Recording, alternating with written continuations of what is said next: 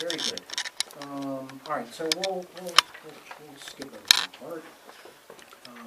So the 1979 prayer book is very much affected by the Dead Sea Scrolls.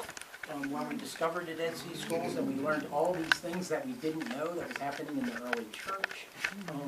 So baptism was very different when we learned how that was happening in the early church. Very much influenced what we did as we tried to recapture that tradition.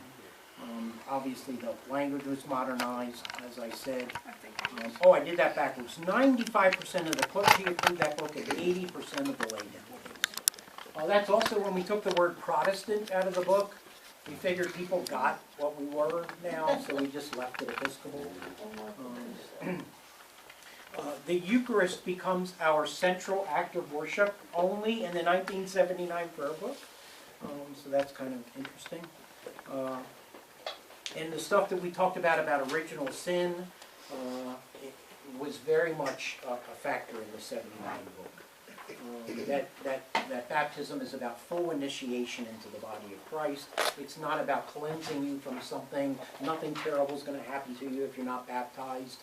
We did all that in the 79 book.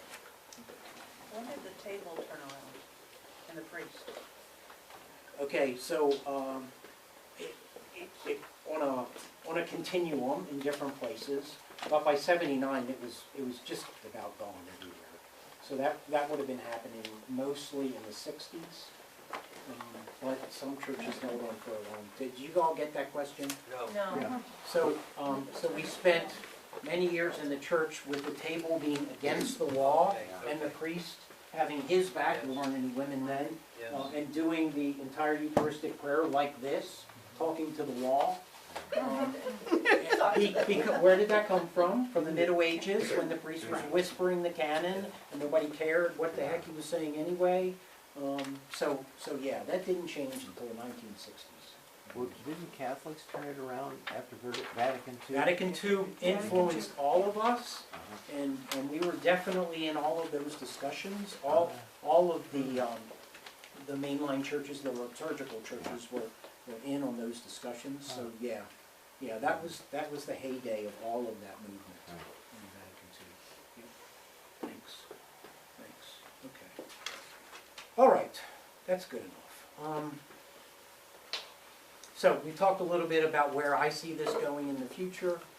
We'll see how it happens, but yes, they're working diligently on a prayer book. God knows when it'll actually happen, but it's hard work. It's really, really hard work. Just serving on that subcommittee and doing that tiny bit of work on creation liturgies, writing prayers by committee is so hard. And we did most of it, by email, because we didn't want to spend money and come together to do this. So like the collects we use here during the season of creation, those are the one that committee wrote. I don't know if the whole world will ever see them, but that's what we're using. So I can point out to you, that's the word I changed, and that's the word that I write. But it's hard to write anything by committee. It's crazy. All right. What time do we start? Started at 12. We started at 12? Okay. 15 minutes late. We have 30 minutes. Is everybody okay with that? Yeah. Okay. All right, so what I want to do then is run through the prayer book. No, let's do liturgy first, and then we'll do the prayer book. So this is the editorializing that I told you about at the beginning of the service today. So this is my stuff, not what the church says, okay? I believe that liturgy is all about, as I've said to you numerous times, carrying the tradition as a living resource within the reality of the local community.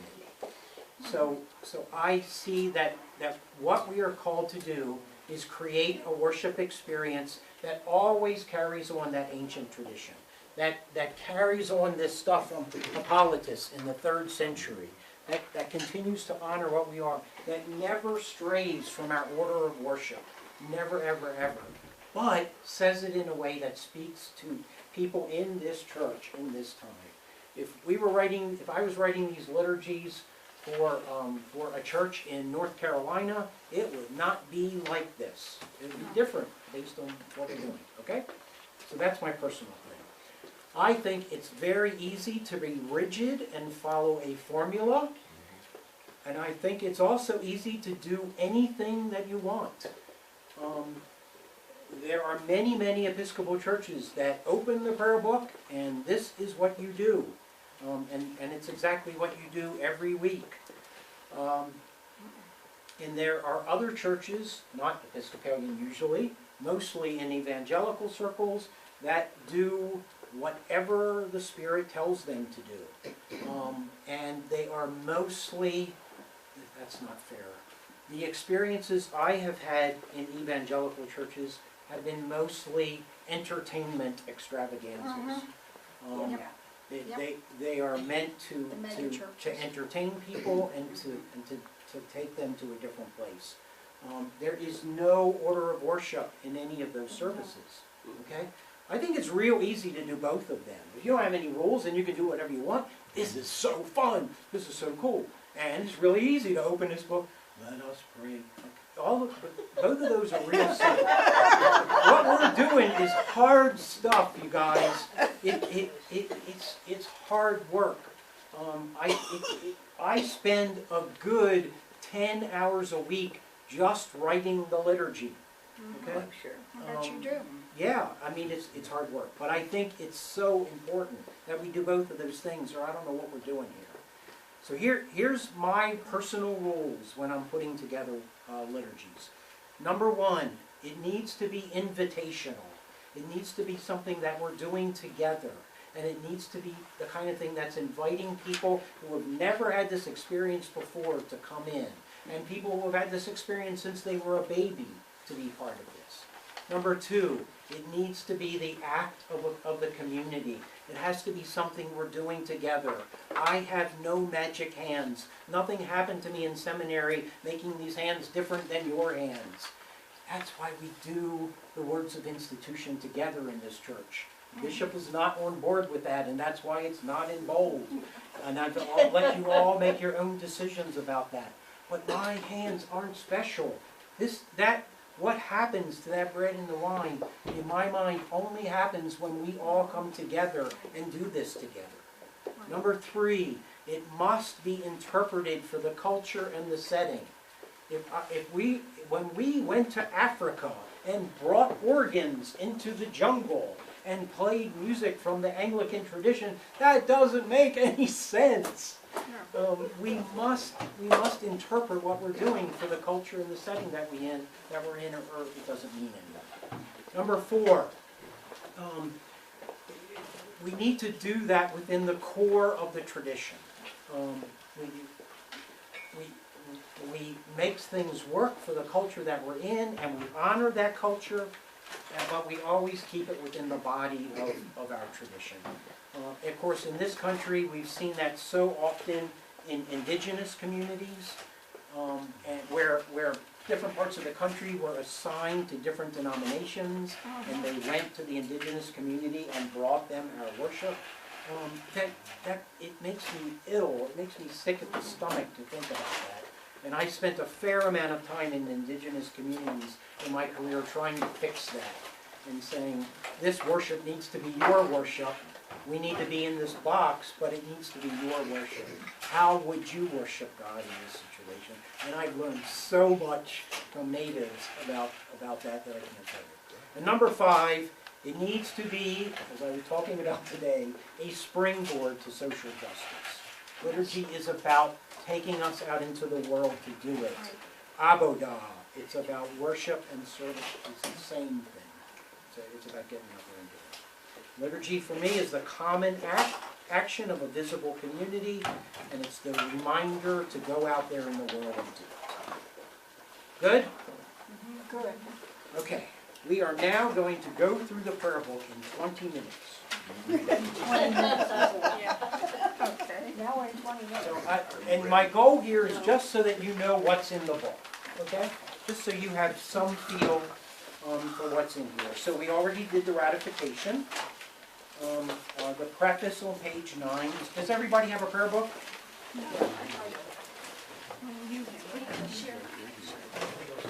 Whole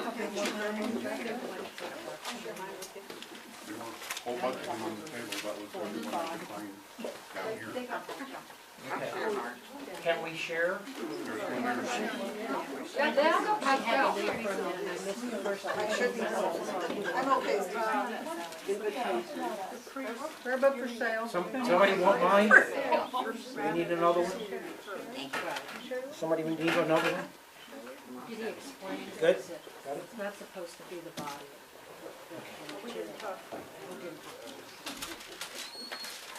Okay, page 9, the preface. So this was rewritten for the 79 book. I just want to, I'll point out one thing in the first paragraph. 3/4 of the way down, first paragraph, middle sentence. This book may be altered, abridged, enlarged, amended, or otherwise disposed of, as may seem most convenient for the edification of the people. Okay? That's where I get to do all these things that we're doing. It says it right in the beginning of the prayer book. It was not meant to be used just like this. Okay? We're supposed to work with it. Amend it, alter it, abridge it. Okay? How smart they were back then. Absolutely.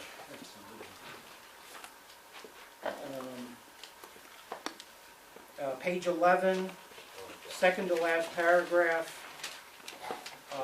second sentence, they will appear, and it is to be hoped, the reasons of them also, upon a comparison of this book with the Book of Common Prayer of the Church of England, in which it will also appear that this church is far from intending to depart from the Church of England in any essential point of doctrine, discipline, or worship, or further than local circumstances require. Both are the things that I said. We make it for ourselves, but we're not trying to leave the mother church. Okay? All right. There's your 1789 statement. All right. So I said that Eucharist becomes the central act of worship in this prayer book in 79.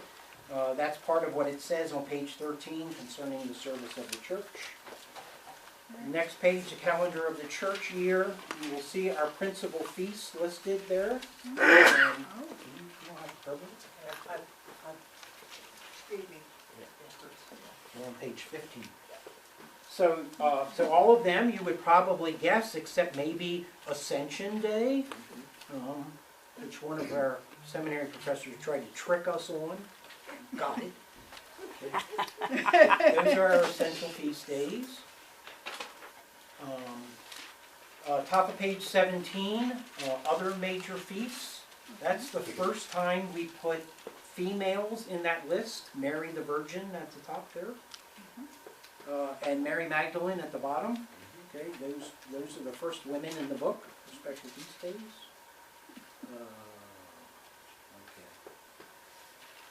Page 19, there is a calendar of folks that we celebrate in the church and their feast days. That is entirely outdated. It is worthless because we have a new list of people that we commemorate. You hear them every week in church in the Eucharistic prayer. So all those saints that we do, it comes from that list.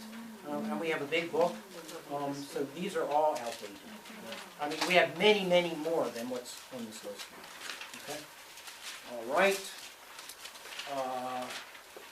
The seasons are listed on page 31. The seasons of the year, Advent, Christmas, Epiphany, etc. Okay? Then comes the daily office. So the daily office is what's done in monasteries for prayer every day. And what you do in a monastery, of course, is pray and work, and pray and work and eat, and pray and work and eat, and pray and work and eat. That's what you do all day. So it's the way to set up your day in that order. And these are the prayers that they use. And it is also the prayers that we used when the first colonists came to Jamestown. That's the morning and evening prayer they did, these prayers. And when we have a service here that's non-Eucharistic, these are the ones that we use. Morning and evening prayers. So, back to your right one, right two question. I haven't forgotten. So you notice that there is one called Rite 1 and one called Rite 2. Rite 1 is more ancient language. It's the language that was basically in the 1928 prayer book. and Rite 2 is a little bit more contemporary language. Not as contemporary as it used to be, but still there. So for example, let's just take the through the day there. So if you look at morning prayer, Rite 2, page, what is it? 75.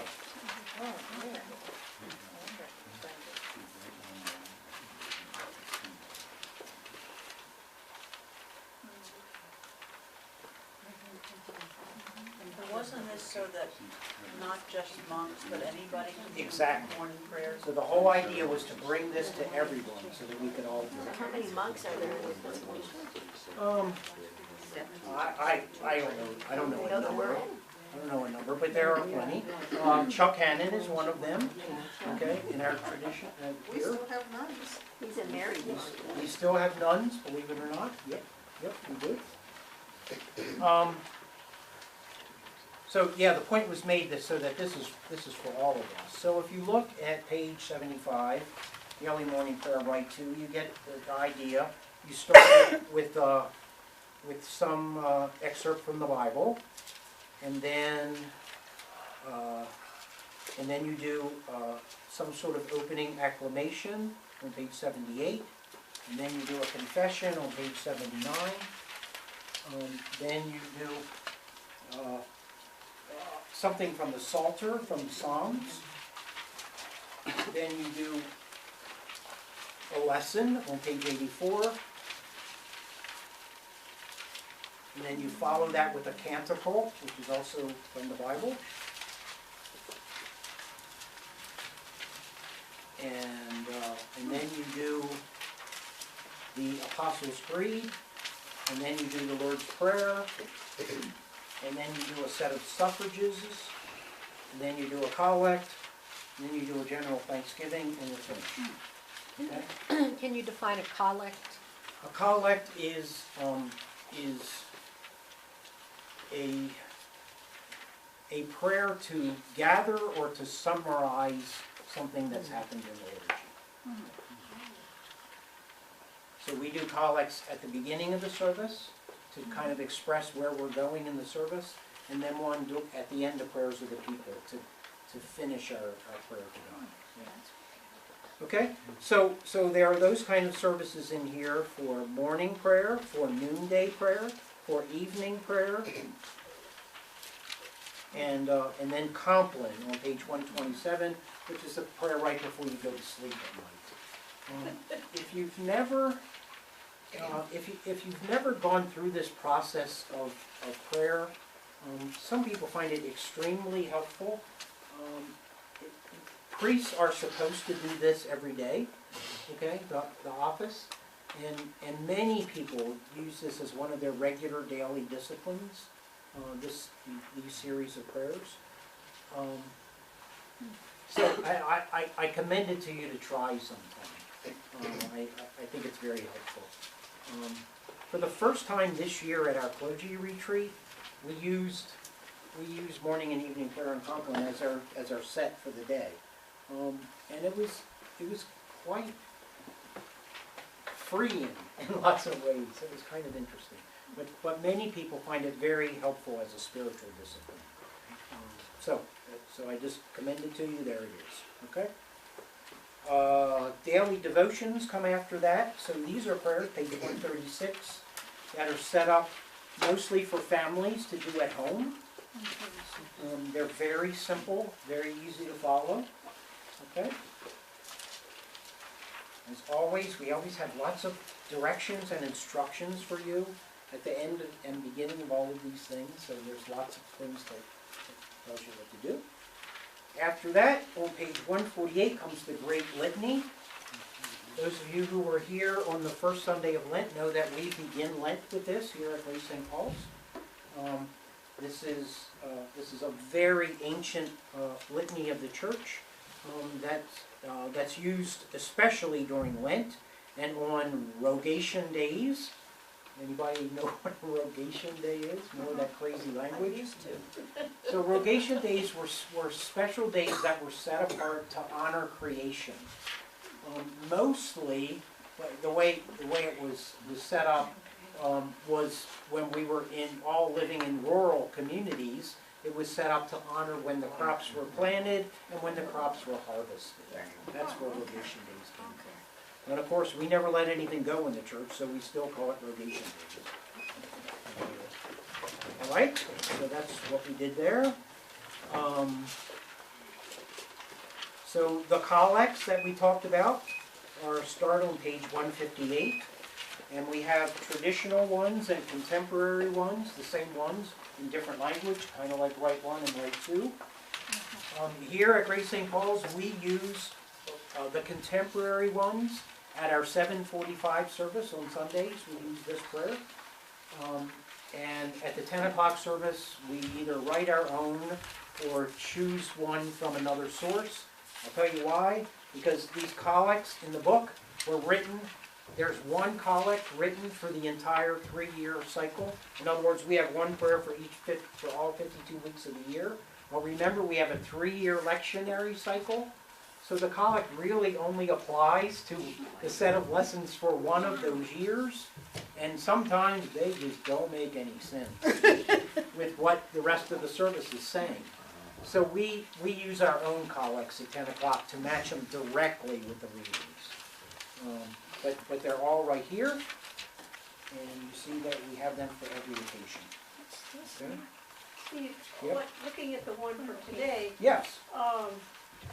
now that's supposed to be summarizing something that went on before in the service? Yes, it's supposed to be summarizing the readings Okay. or stating the theme of the day in some form. Yeah, I see that. And was that something you wrote? Today's, no. I got it from another source, and we always write down where we got everything.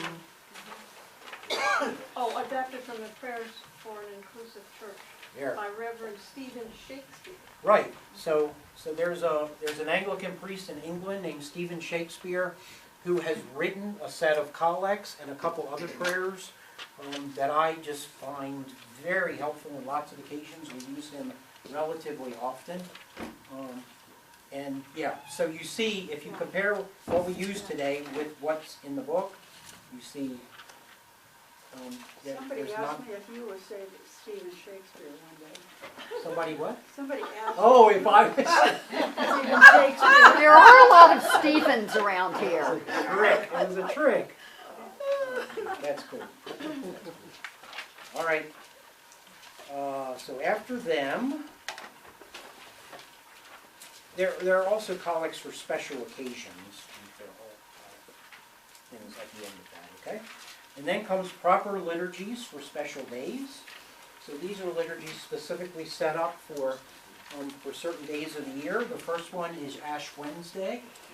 And those of you who were here on Ash Wednesday know that we used this exact thing right out of the prayer book. It is the only service I do all year straight out of the prayer book, and that's to remind you all of from whence we came. So we did this exact liturgy on Ash Wednesday, and we'll continue to do so. Okay? Then next after that comes Palm Sunday, which we've got coming up here in a couple weeks. And we will use kind of the beginning of this liturgy as it's set up in here. Next comes Maundy Thursday. We have just a gorgeous Maundy Thursday service here, and we use these readings, but we don't use these prayers, but we follow the same order. Where does the word Monday come from? Thank you, I knew that was coming. I thought I was going to get by there, but I didn't quite make it. Monday is Latin for commandment. Mandate. Mandate. So, oh, you knew. You were trying to trick me. I was.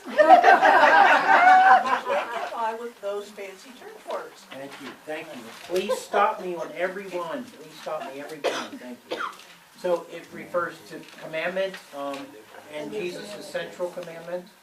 Yep. To love one another. Yep. Okay, Good Friday. The Good Friday service in here we do not use here at Grace St. Paul's. We do a Tenebrae service, which is, I think, one of the prettiest services in the church. Tenebrae is set up to be used during Holy Week. We actually use it on Good Friday.